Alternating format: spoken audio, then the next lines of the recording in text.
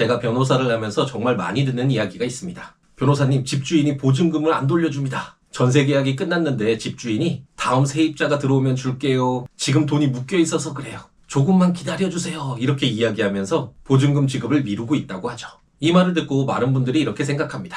그래도 집주인이니까 아직 이 집에서 살고 있으니까 조금 더 기다려야 되지 않을까? 그런데 변호사 일을 하다 보면 이 조금 기다리는 선택 때문에 보증금을 훨씬 더 오랫동안 받지 못하는 그런 사례들을 많이 보게 됩니다. 그래서 이번 시간엔 집주인이 보증금을 돌려주지 않을 때 세입자 입장에서 실제로 반드시 해야 되는 3가지 대처법을 알려드리도록 하겠습니다.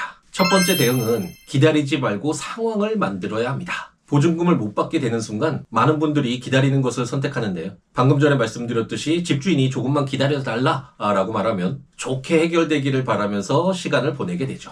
하지만 현실에서는 집주인이 사정이 나아져서 원만하게 해결되기보다는 시간이 지나면서 상황이 점차 나빠지는 경우가 더 많습니다. 그래서 변호사들은 보통 지금 상황이 어떤 상황인지를 명확히 합니다. 계약이 종료되었음에도 보증금을 돌려받지 못하고 있다면 법적으로 이미 집주인이 보증금을 돌려줘야 되는 상황입니다. 이럴 때 가장 좋은 것은 즉시 소송 등의 절차를 밟는 것이겠지만 당장 법적 조치를 취하기 어려운 상황이라면 최소한 기록이라도 명확하게 남겨두어야 합니다. 내용 증명이나 문자 메시지 등을 통해 이 돈을 반환해야 한다라는 상황을 분명히 만들어둘 필요가 있습니다. 특히 임대차 계약은 묵시적 갱신 등이 인정되기 때문에 계약 기간이 종료되지 않은 것으로 처리될 수도 있고 보증금 반환은 건물 인도와 동시에 이루어져야 되기 때문에 임대인이 이 부분을 문제 삼을 수도 있죠.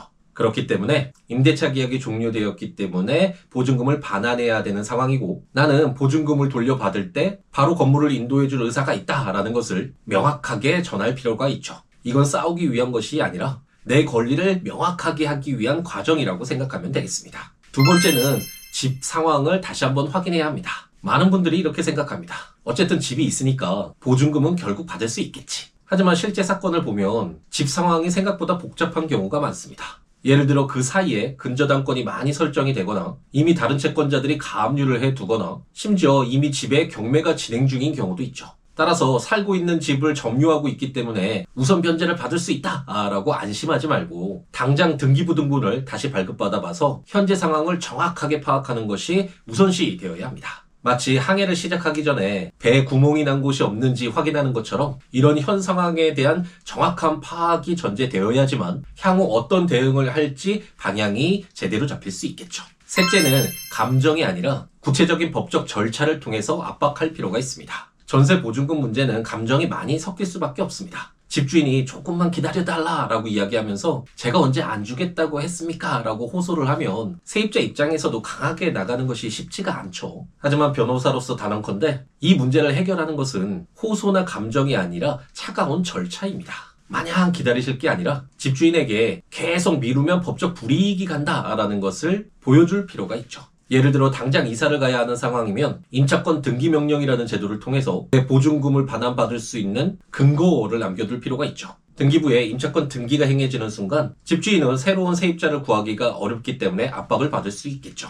또한 보증금 반환 소송을 제기하면 그때부터 연 12%의 지연 이자까지 집주인이 물어야 하니까요. 이러한 절차를 진행하지 않고 집주인 사정이 딱해서라는 이유로 마냥 기다리면 너무 긴 시간이 흘러서 수천 수억 원의 경제적 피해뿐만 아니라 일상에서도 많은 고통이 따를 수밖에 없겠죠. 그렇기 때문에 정확한 상황 파악을 해보았더니 전세 보증금을 바로 돌려받을 수 없는 상황이다 라고 한다면 주저하지 말고 임차권 등기 명령이나 소재기 같은 절차를 밟기 시작하는 것이 필요하겠습니다. 사람들은 분쟁이 발생해도 좋게 해결되겠지라고 기대하면서 기다립니다. 하지만 현실에서는 법적 분쟁이 발생했을 때 가장 먼저 움직인 사람이 가장 유리한 경우가 많죠. 그래서 법이라는 것이 누구를 공격하기 위한 무기가 아니라 자신의 권리를 보호하기 위한 최후의 방어장치가 아닐까라는 생각이 들기도 합니다. 혹시 지금 집주인이 보증금을 돌려주지 않고 있는 상황이라면 너무 오래 기다리기 전에 지금 상황을 한번 정리해보는 것이 필요합니다. 많은 경우에 문제를 정확하게 이해하는 것만으로도 해결 방향이 보이기 시작하기 때문이죠. 혹시 전세 보증금을 돌려받지 못한 경험이 있거나 지금 비슷한 상황을 겪고 계신다면 댓글로 남겨주시기 바랍니다. 비슷한 상황에 처해 있는 분들에게 큰 도움이 될 수 있을 것 같네요. 그럼 오늘 하루도 행복 가득하게 채우시기 바랍니다.